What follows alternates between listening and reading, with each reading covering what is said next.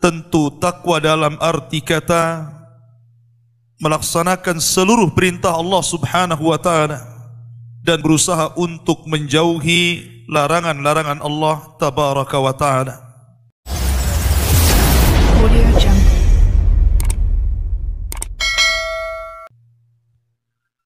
Salawat dan salam marilah kita haturkan kepada junjungan alam Nabi besar Muhammad sallallahu alaihi wasallam. Ma'asyiral muslimin, jamaah Jumat yang dimuliakan Allah Subhanahu wa taala. Kemuliaan seseorang itu ketika terangkai antara ruh dan juga jasad. Karena ketika jasad itu mengandung ruh, maka kita bisa lihat ketika mereka hidup di permukaan bumi. Sebagian mereka menggunakan pakaian dengan berbagai macam corak, kendaraan dengan berbagai macam merek, tinggal di rumah megah mewah dan mahal harganya. Tapi ketika ruh itu dicabut dari jasadnya, maka jasad itu akan masuk di bawah tanah dan tidak ada kemuliaan sama sekali. Makanya siapapun yang meninggal, apakah orang kaya, orang miskin, pemimpin ataupun rakyat, tetap saja pakaian mereka sama, putih, murah, dan akan dimakan cacing tanah. Ma'asyiral muslimin yang dimuliakan Allah Subhanahu wa taala. Dalam sebuah hadis disebutkan dari hadis Bara bin Azib radhiyallahu an,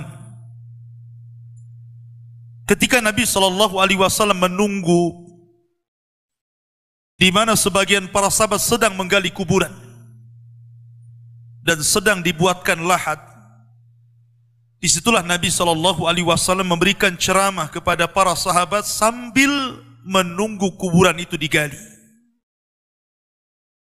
Kemudian Nabi sallallahu alaihi wasallam bercerita tentang bagaimana ruhnya seorang mukmin dan ruhnya seorang kafir apabila dicabut Allah Subhanahu wa taala lewat malakul maut. Kata Nabi sallallahu alaihi wasallam, apabila ruh itu dicabut, tabi'ahul basar, maka pandangan akan mengikutinya. Makanya setiap orang yang mati pasti melotot. Disitulah disunnahkan untuk diusap dan ditutup supaya tidak menakutkan orang lain. Dan ruh dicabut itu dari mulut seseorang. Kata Nabi sallallahu alaihi wasallam, apabila ruh itu seorang mukmin, maka ruh itu akan dicabut dimulai daripada ujung-ujung jari tangan dan kaki. Kemudian pelan-pelan naik sampai ke tenggorokan. Dari situlah kemudian ruh keluar daripada lisannya. Kata Nabi SAW, keluarnya seperti air yang terakhir keluar dari botol. Anda bisa bayangkan, kalau seandainya sedang memegang botol aqua dan itu masih penuh airnya, kemudian kita tuangkan, tentu air itu akan sangat deras keluar. Tapi ketika dalam botol itu cuma satu tetes saja yang tersisa, tentu apabila kita tuangkan akan berjalan pelan-pelan. Kata Nabi SAW, ruhnya seorang mukmin itu ketika keluar seperti tetesan terakhir yang keluar dari mulut teko. Artinya pelan.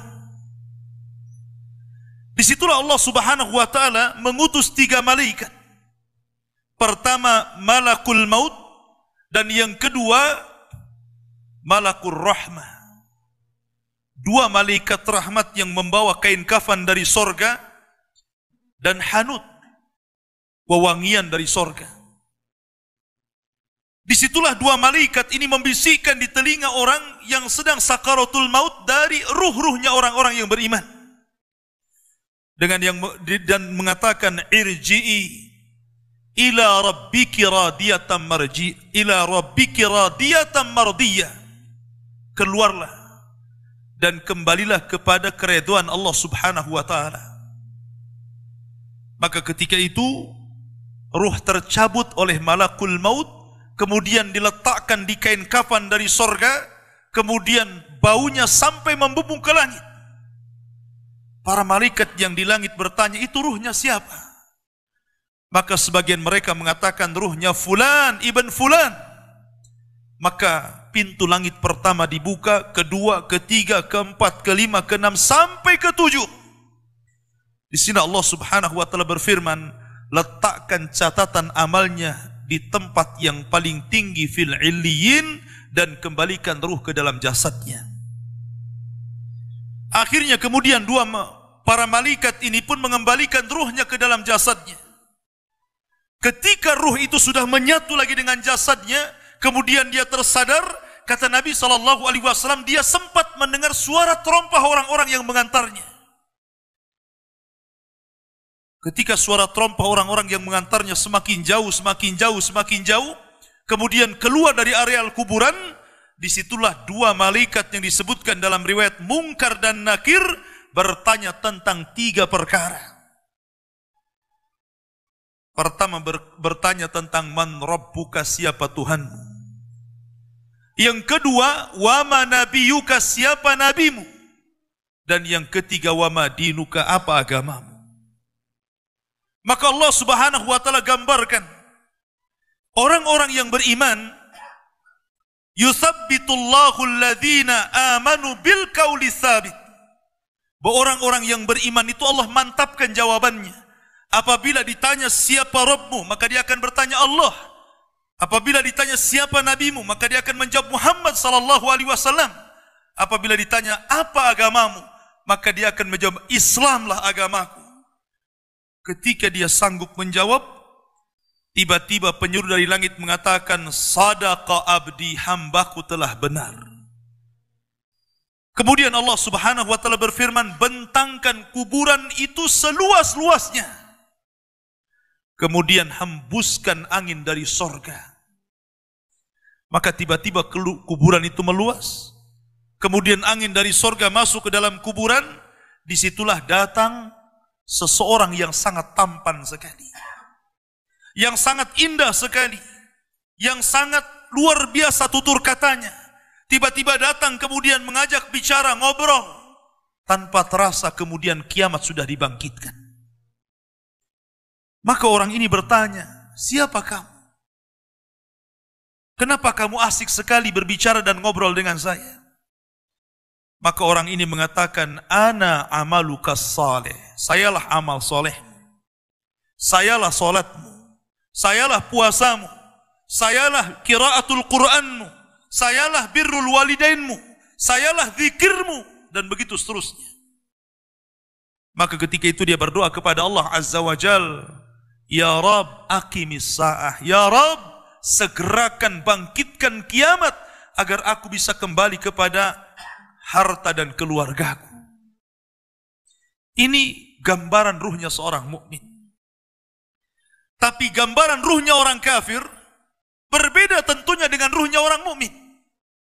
Kata Nabi SAW, ruhnya orang kafir itu dicabut seperti seseorang menancapkan pisau seperti cerulit ke dalam kambing wol.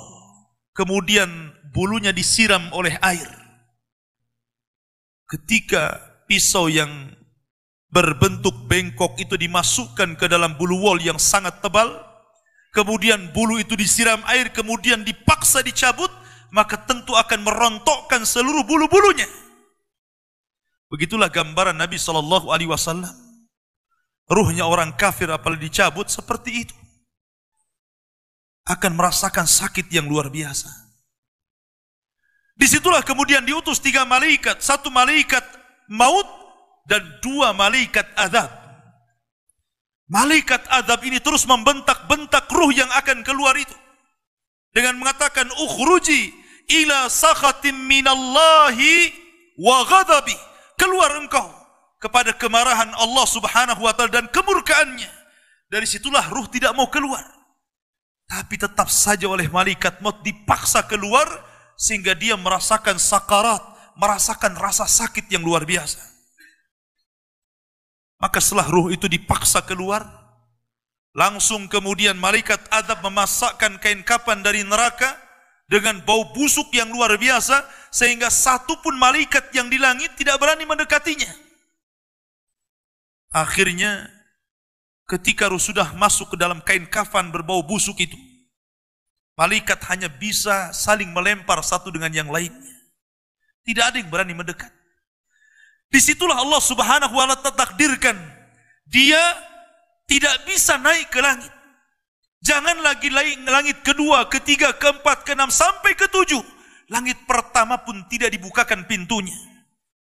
Dan itulah isyarat Al-Quran. La tufattahu lahum abwabus sama wa la yadkhuluna al-jannah hatta yalijal jamalu fi sammil khiyat. Bahwa pintu langit tidak dibukakan kepada mereka.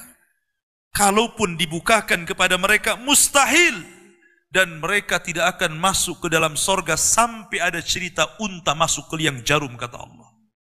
Lihat bagaimana tersiksanya ruhnya orang kafir ini, ruhnya orang munafik. Maka ruh itu kemudian dijatuhkan dari langit, kemudian masuk lagi ke dalam jasadnya dengan kondisi sudah patah, kesakitan, ibarat Anda jatuh dari ketinggian. Disitulah tiba-tiba ketika sadar, dua malaikat Munkar dan Nakir sudah membentaknya. Man rabbuka, siapa Rabbmu? Dia hanya mengatakan ha la adri, aqulu kama qala an-nas wa fa'altu kama fa'alan nas. Aku tidak tahu, aku tidak tahu. Aku hanya mengatakan apa yang dikatakan manusia, dan aku hanya berbuat apa yang aku lihat manusia berbuat. Hanya taklid, ikut-ikutan. Maka dia pun dipukul setiap salah menjawab dengan gada malaikat yang kalau diletakkan di gunung Uhud, hancur gunung Uhud itu, kata Nabi SAW. Kemudian ditanya tentang siapa nabinya, tidak bisa menjawab.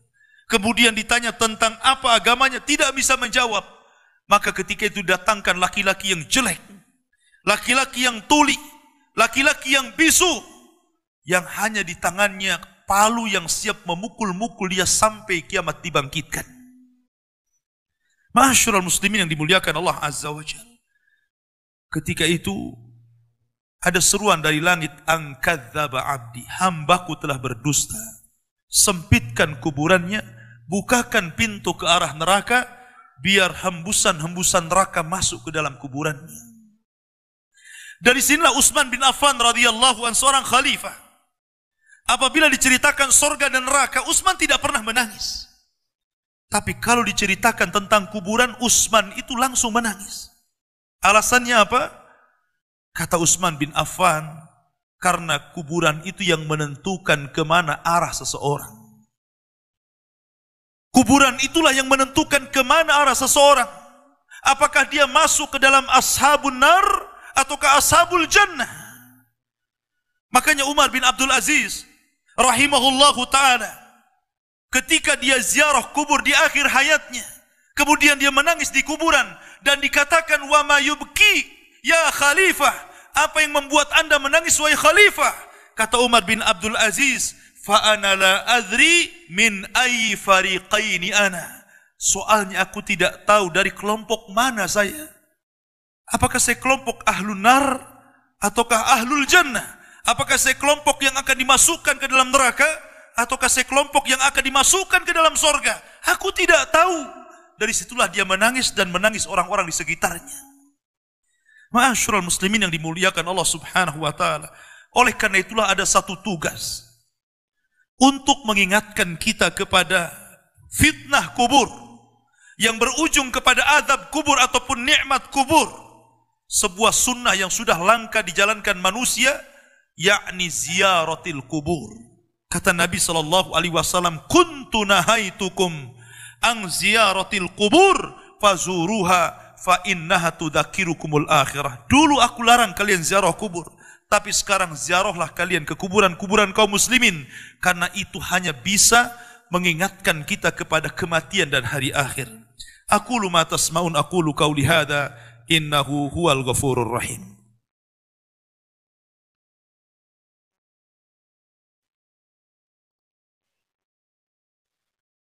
Bihamdillahi wassalatu wassalamu ala rasulillah wa ala alihi wa sahbihi wa mawalah wa la hawla wa la quwata illa billahi wa ba'du. Kehidupan dalam kuburan jauh lebih panjang dibandingkan kehidupan di dunia. Nabi SAW bersabda, a'maru ummati baina sittina wa sab'in. Bahwa usia umatku itu hanya berkisar 60-70 tahun saja. Sedikit yang lewat 70 tahun.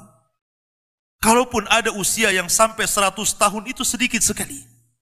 Tapi kebanyakan di bawah 70 tahun, umumnya umat Rasul itu sudah meninggal dunia. Tetapi ketika orang masuk ke dalam kuburan, usia dia di kuburan sampai kiamat ditegakkan itu panjang sekali. Anda bisa bayangkan, orang yang meninggal sejak zaman Nabi Adam sampai hari ini kiamat tidak dibangkit-bangkitkan. Orang yang meninggal di zaman Rasul sudah 1440 Hijriah, itu dari hitungan hijrah Nabi SAW. Sampai hari ini pun belum dikiamat-kiamatkan. Menunjukkan bahwa kehidupan kuburan jauh lebih panjang dibandingkan kehidupan dunia. Dari sinilah maka wajar seorang mukmin harus takut. Takut dengan kehidupan kuburan. Ma'asyiral muslimin yang dimuliakan Allah Azza wa Jalla. Tetapi para ulama mengatakan, apakah orang yang mendapatkan azab kubur itu munqati atau mustamir?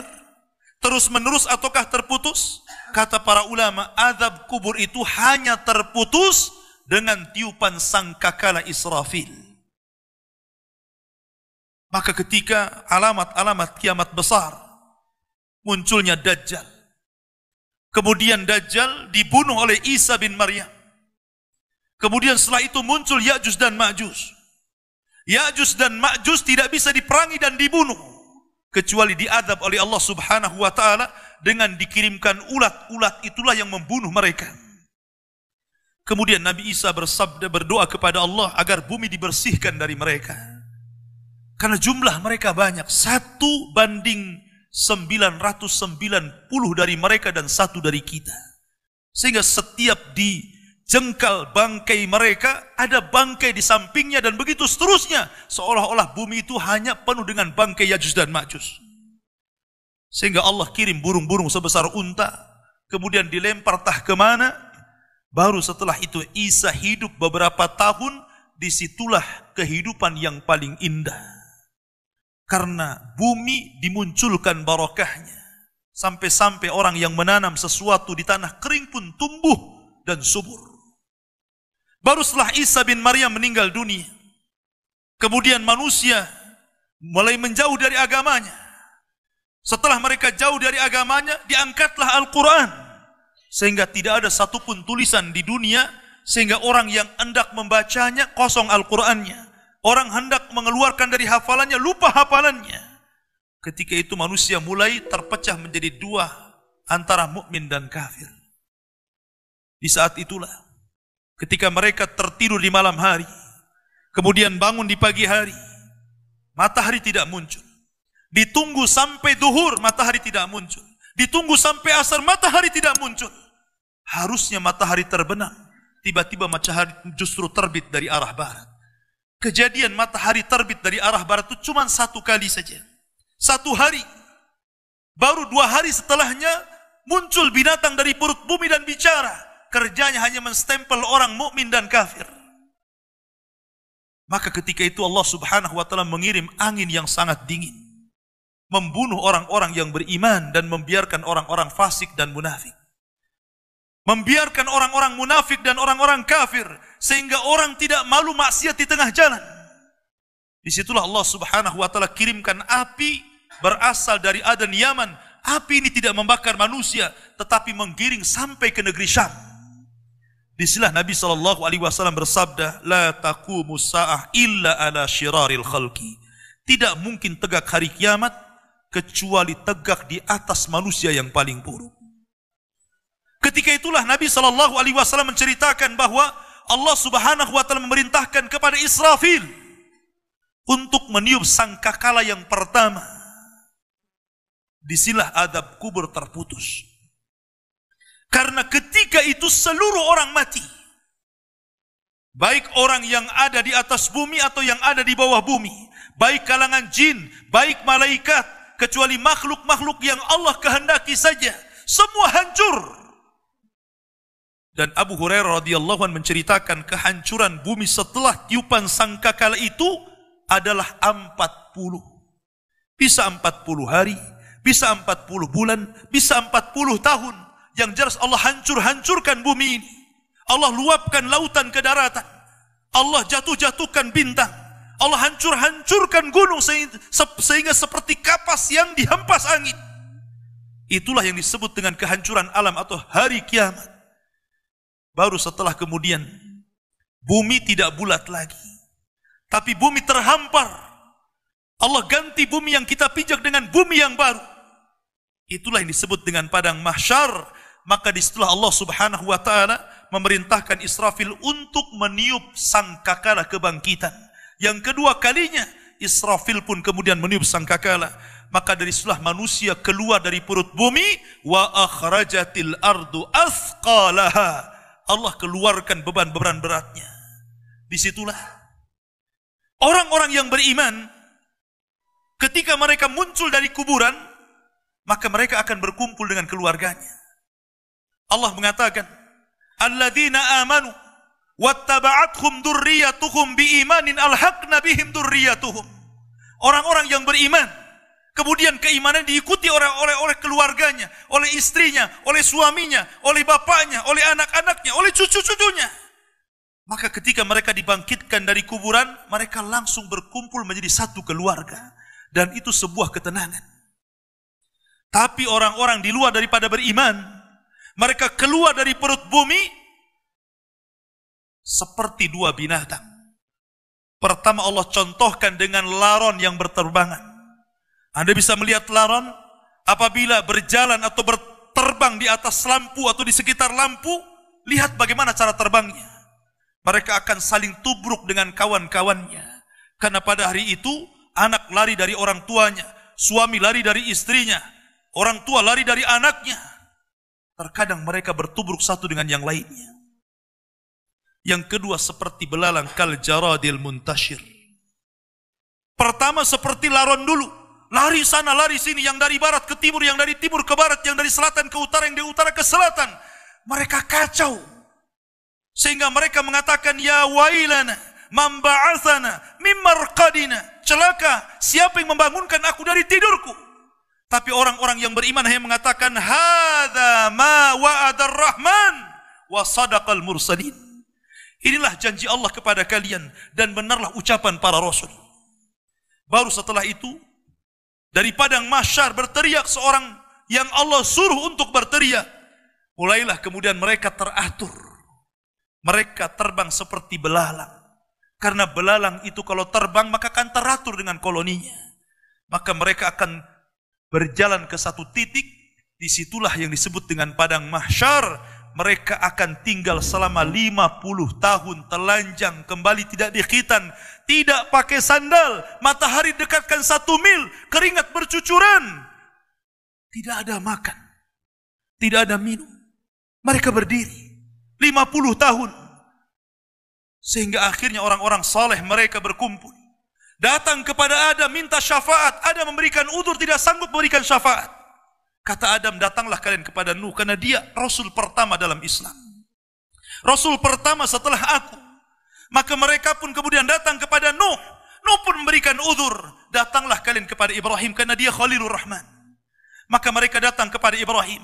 Kata Ibrahim, aku tidak sanggup memberikan syafaat. Datanglah kalian kepada Musa, karena dia Kalimur Rahman.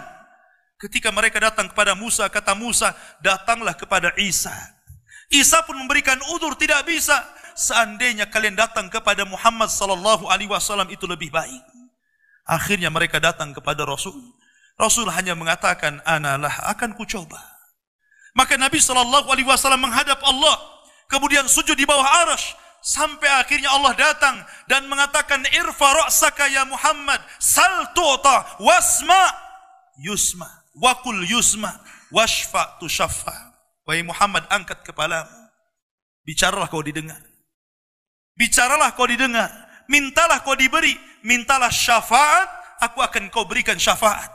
Maka dari situlah Nabi SAW meminta 7 syafaat. Salah satunya, ya Allah, selamatkan orang-orang yang mengucapkan kalimat la ilaha illallah. Selamatkan orang yang mengucapkan kalimat la ilaha illallah. Walaupun mereka sudah gosong, sudah menjadi abu di neraka, tapi mereka tetap bisa keluar dari neraka dengan kalimat itu. Ma'asyiral muslimin yang dimuliakan Allah, baru manusia kemudian berkelompok-kelompok ketika itu. Inilah yang disebut dengan al-iman bil yaumil akhir. Keimanan kita dengan hari akhir. Maka kita berdoa kepada Allah Subhanahu wa taala. Mudah-mudahan Allah Subhanahu wa taala menyelamatkan kita dari fitnah kubur. Oleh karena itulah maka ada amalan-amalan disebutkan para ulama. Salah satunya berdoa dalam salat ketika tasyahud akhir sebelum salam. Kita disuruh untuk berdoa dan berlindung dari 4 perkara. Salah satunya dari fitnah kubur. Karena fitnah kubur inilah yang menentukan apakah Anda masuk adab kubur ataukah masuk nikmat kubur. Fitnah itu artinya pertanyaan 2 malaikat.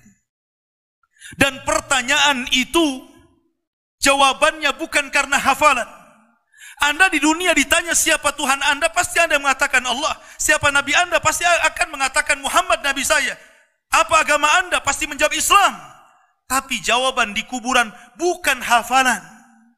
Tapi jawaban itu adalah amalan yang membimbing kita. Yang mampu menjawab itu amalannya. Solat kita yang mampu menjawab. Puasa kita, baca Quran kita, zakat kita, birrul walidain kita. Itulah yang akan menjawab. Karena hanya orang-orang yang beriman yang mantap jawabannya. Tapi orang munafik sekalipun sangat hafal di dunia, belum tentu dia sanggup mengucapkannya, sama seperti mengucapkan kalimat la ilaha illallah detik-detik sakaratul maut. Kita lihat. Mengucapkan kalimat la ilaha illallah itu mudah.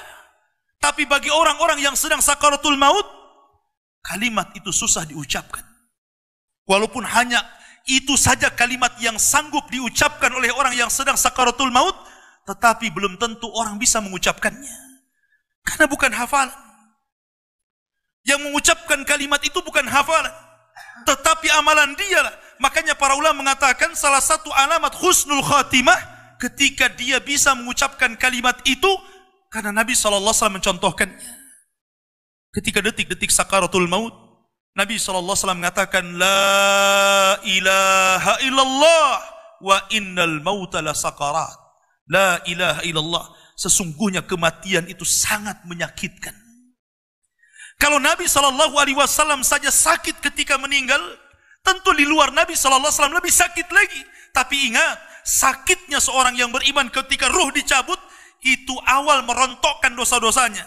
Tetapi sakitnya orang-orang kafir ketika dicabut, itu awal dari azab dia sebelum masuk kuburan dan sebelum masuk ke dalam neraka. Ma'asyiral muslimin. Oleh karena itulah maka jadikan dunia ini senjata. Dan senjata yang paling baik adalah doa. Jadikan dunia ini penjara. Karena memang kita masih di penjara. Anda tidak boleh tidak meninggalkan sholat, masih tidak boleh. Kita masih harus tetap sholat, zakat, puasa, haji, berbuat baik. Jadikan dunia ini penjara. Karena Rasul yang mengatakan, ad-dunya sijnul mu'min. Dunia ini penjara bagi orang-orang yang beriman. Kita harus terpenjara dengan ibadah. Tetapi orang-orang kafir itu sorga. Bagi mereka tidak sholat, tidak puasa, tidak zakat, itu sorga bagi mereka. Tapi orang-orang yang beriman, walaupun sesenang apapun Anda diberikan harta yang banyak sekalipun, tetap saja kewajiban sholat tidak boleh ditinggalkan. Tetap saja kewajiban zakat tidak ditinggalkan. Tetap saja kewajiban haji tidak boleh ditinggalkan. Walaupun Anda sudah jadi presiden sekalipun. Karena dunia ini penjara bagi orang-orang yang beriman. Sebab kalau orang sudah mati, tidak ada perbedaan apakah Anda presiden, menteri, rakyat, orang kaya, orang biasa, sama di kuburan itu. Dan tidak bisa dibanggakan kecuali amalannya. Inna Allah wa malaikatahu yusalluna ala nabi. Ya ayyuhalladzina amanu sallu alaihi wa sallimu taslima. Baiklah kita banyak-banyak bersalawat kepada Nabi SAW di hari Jumat ini. Allahumma salli ala Muhammad wa ala alihi wa sahbihi wa man sara ala nahjihi ila yaumiddin. Allahumma ighfir lil muslimina wal muslimat wal mu'minina wal mu'minat al ahya'i minhum wal amwat innahu qaribu mujibu da'wah ya qadiyal hajah. Allahumma arinal haqqa haqqa warzuqna ittiba'ah wa arinal batila batila warzuqna istinabah. Allahumma nas'alukal jannah wa ma qarraba ilaiha min qawli wa amal wa na'udzubika min sakhatika wan nar. Allahumma aslih wulata umuril muslimin. Allahumma aslih wulata umuril muslimin. Allahumma aslih wulata umuril muslimin. Allahumma izzal islam wal muslimin wa adilla syirka wal kafarata wal munafikin. Allahumma nas'aluka khaira ajilih wa ajilih ma alimna minhu wa ma lam na'lam. Rabbana la tuzigh qulubana ba'da idh hadaitana wa hab lana min ladunka rahmatan innaka antal wahhab.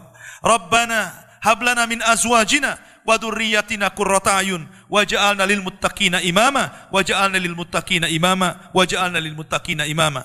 Rabbana atina fid dunya hasanah wa fil akhirati hasanah wa qina adzabannar. Wa sallallahu ala nabiyyina Muhammad walhamdulillahi rabbil alamin. Ibadallah, innallaha ya'muru bil ahdi wal ihsan wa ita'i dzil qurba wa yanhanil fahsya'i wal munkar